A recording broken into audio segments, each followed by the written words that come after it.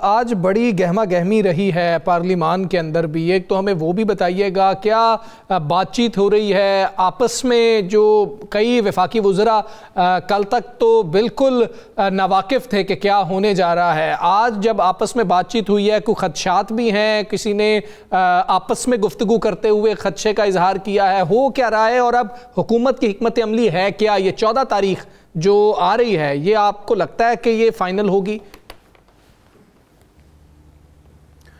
بالکل، بظاہر تو یہی لگ رہا ہے کہ 14 تاریخ ہوگی یا 14 کے لگ بھگ. یہ مطلب اگلے آپ یہ کہہ سکتے ہیں کہ 10 سے 12 دنوں کے اندر یہ پروسیس ہمیں مکمل ہوتا ہوا نظر آتا ہے.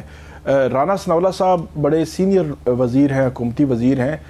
ان کی جانب سے یہ کہا گیا کہ اگر کچھ جو نکات ہیں ان پر کنسنسس ہو گیا اور کچھ پر کنسنسس فوری طور پہ نہ ہوا اور اس میں ایک طویل مشاورت کی ضرورت ہوئی تو ہم کچھ نکات کی حد تک جو 27ویں ترمیم ہے وہ کر لیں گے اور پھر باقی نکات جو رہ جائیں گے اس پر نیکسٹ جو ہے وہ اس پہ مشاورت بھی کر لیں گے، طویل بحث مباحثہ بھی ہو جائے گا اور اس پہ نیکسٹ ہم جو ہے وہ دیکھ لیں گے.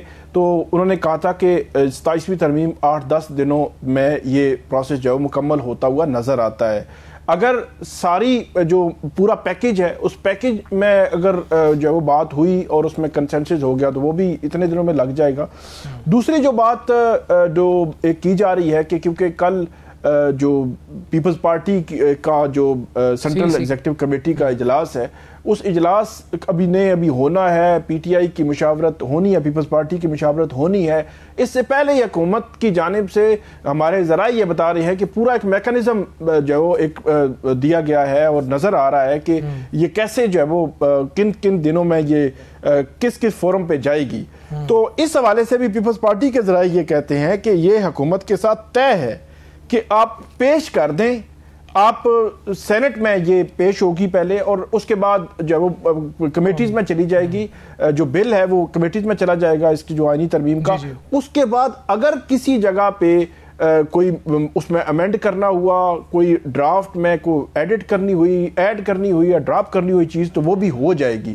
تو اس لیے یہ کنسنسس کے ساتھ چیزیں چل رہی ہیں اور پیپلز پارٹی کی جانب سے بھی زیادہ جو امکانات ہیں وہ 18ویں ترمیم کے حوالے سے ہی اگر کوئی بات آتی ہے تو وہ جو ہے وہ آ سکتی ہے. لیکن آج جو پی ٹی آئی کی جو پارلیمانی پارٹی ہے اس کا اجلاس بھی تھا، انہوں نے اس کو مسترد کیا ہے اور اس کے خلاف جانے کا فیصلہ کیا ہے اور انہوں نے یہ کہا ہے کہ ہم ہر فورم پر اس کے خلاف جو ہے وہ آواز جو ہے وہ اٹھائیں گے.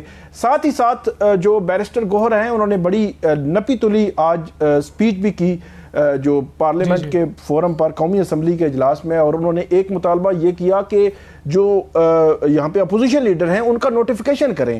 دوسرا، پی ٹی آئی نے عمران خان صاحب سے قرارداد کے حوالے سے بھی دستخط کر دیے کہ وہ قرارداد جو ہے وہ قومی اسمبلی میں پیش ہو کر اس کے ذریعے جو ہے وہ اجازت عمران خان صاحب سے ملاقات کی اجازت ہو. تیسری جو بات کی بیرسٹر گوہر وہ بھی بڑی اہم تھی کہ انہوں نے کہا کہ جو بھارت کی مثال انہوں نے دی کہ وہاں 106 جو ہے وہ ترامیم ہو چکی ہیں لیکن 2 دفعہ کسی بھی پارٹی کی 2/3 میجارٹی تھی اور وہ کنسنسس کے مطلب ان کا جو انہوں نے حوالہ دیا اس کا یہ تھا کہ آپ کنسنسس ڈیولپ کریں. لیکن طارق فضل چودھری صاحب نے اس چیز کو تقریباً ریجیکٹ ہی کیا ہے. انہوں نے کہا کہ آئینی ترمیم کے لیے 2/3 میجارٹی چاہیے ہوتی ہے اور وہ ہمارے پاس موجود ہے. ہم کوشش کریں گے کہ باقی پولیٹیکل پارٹیز کو اپنے یہ سمجھتے ہیں کہ یہ آئینی معاملہ ہے اور اگر وہ نہ بھی ہوں تو پھر بھی ہم اخلاقی جواز ڈھونڈنا بنتا ہی نہیں ہے. وہ سب کہ جب آئینی معاملہ ہے تو پھر اخلاقی طور پر ہم سب کو کیا ملاتے